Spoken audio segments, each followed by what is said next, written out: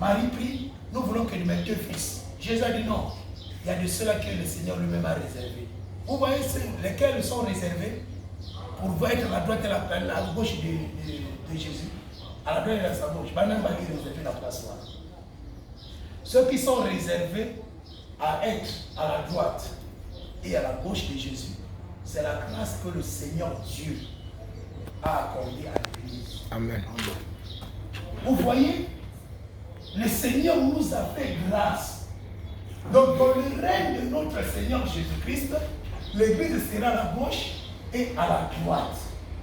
Je m'explique. Celui qui est à la gauche, c'est celui qui descend. Celui qui est à la droite, c'est celui qui monte. Quand je vais dans le contexte d'Élie et de Moïse, je vois celui qui est à la gauche.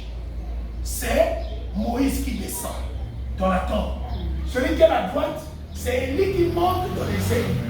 Je vais m'expliquer. Par rapport à Jésus. Vous savez, Jésus était sur terre en Israël. Par celui qui descend Moïse, Jésus va visiter la tombe. Amen. Amen. Et quand Jésus va visiter la tombe par Moïse, Moïse, quand il était enterré, depuis le désert, jusqu'à ce que Jésus a répété, on a vérifié la tombe de Moïse, on a pu retrouver son corps. Depuis le désert. Et je dis que le corps de Moïse a été disputé entre Satan et Dieu. Mais comme la tombe était restée vide, cela veut dire que Dieu avait gagné. Effectivement, Dieu avait gagné. Le corps de Moïse n'était plus dans la tombe. Ça dit que c'est la résurrection. Maintenant, celui qui monte, Élie, c'est l'image de Jésus-Christ qui retourne là où il était. Il va où? Dans le sacerdoce.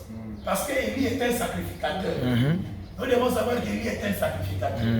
Celui qui a officié le ministère du sacrificateur sur la montagne de Golgotha, la montagne de Carmel, c'était Élie. Donc il montre comme un sacrificateur. En conclusion, je vais dire quoi? La croix, c'est le prophète qui descend et c'est le sacrificateur qui remonte. Amen. Le prophète, c'est la représentation de Dieu devant le peuple. Et le sacrificateur qui monte, c'est la représentation du peuple devant Dieu. Et le sacrificateur et le prophète, ce n'est que la vie de Jésus. Les deux oliviers qui l'alimentent. Maintenant là, Moïse, le prophète, descend. Moïse descend. Et quand Moïse descend, il laissera le tombeau vide. Cela annonçait la résurrection de Jésus-Christ. Le tombeau vide de Moïse annonçait la résurrection de Jésus. Satan a discuté avec Dieu, c'est-à-dire les hommes de Dieu. Cela veut dire quoi? La mort voulait s'opposer à la vie et retenir le Fils de l'homme dans la tombe. Mais la vie qu'elle était plus forte pour ramener le Fils de l'homme à la résurrection.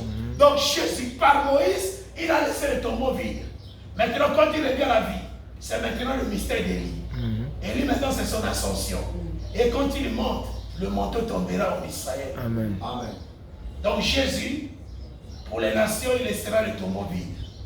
Mais pour Israël, il laissera tomber le manteau. Amen. Cela veut dire qu'après l'enlèvement de l'Église, là je parle du côté de Jésus, donc après l'enlèvement de l'Église, le manteau va retourner en Israël. Maintenant, dans le contexte de l'Église, quand je vois celui qui descend, c'est l'image des chrétiens qui sont morts en Jésus-Christ. Quand je vois celui-là qui est resté vivant, c'est l'image de chrétiens qui verront l'enlèvement de l'Église en live parce qu'ils ne connaîtront pas la mort.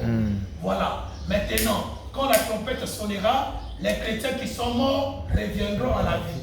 Avec ceux-là qui sont vivants, ils vont être glorifiés. Ils porteront le corps incorruptible. Et ensuite, ils monteront dans les airs. Donc, d'une manière réelle, celui qui s'assiera à la droite et à la gauche de Jésus, ce n'est que son Église.